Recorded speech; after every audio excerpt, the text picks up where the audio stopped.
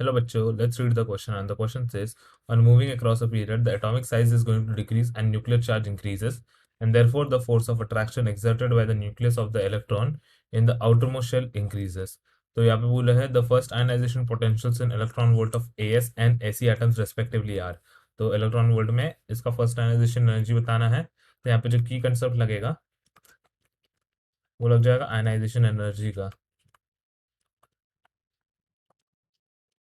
Ionization energy अभी हमें दिया है क्या क्या, आर्सेनिक एंड सेलेनियम। जब हम आर्सेनिक का केस कंसिडर करते हैं, एएस यानी आर्सेनिक, इसका जो एटॉमिक नंबर होता है वो होता है 33। 33 होने के कारण इसका जो इलेक्ट्रॉनिक कॉन्फ़िगरेशन होता है आर्गन 3d10 4s2 4p3। ये नाइट्रोजन फैमिली का मेंबर है, इसीलिए ये क्या हो जाएगा 4s2 4p3। और जब हम सिलीनियम की बात करते हैं, ये होता है 34। इसका जो एटॉमिक नंबर 34 होता है और इलेक्ट्रॉनिक कॉन्फ़िगरेशन होता है आर्गन 3d10 4s2 4p4। यहाँ पर हमें मिलेगा 4p4।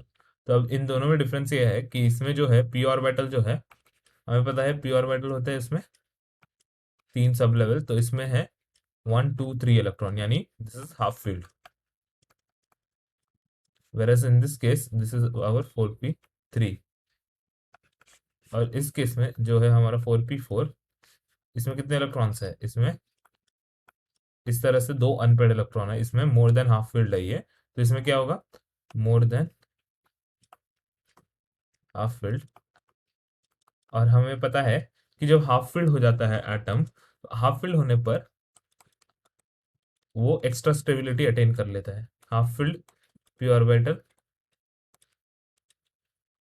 Extra stability attain, extra stability attend.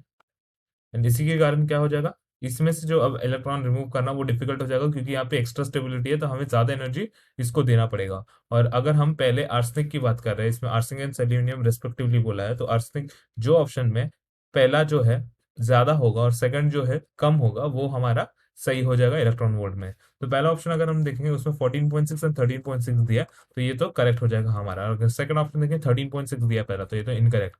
Third में भी 13.6 दिया, ये भी इनकरेक्ट।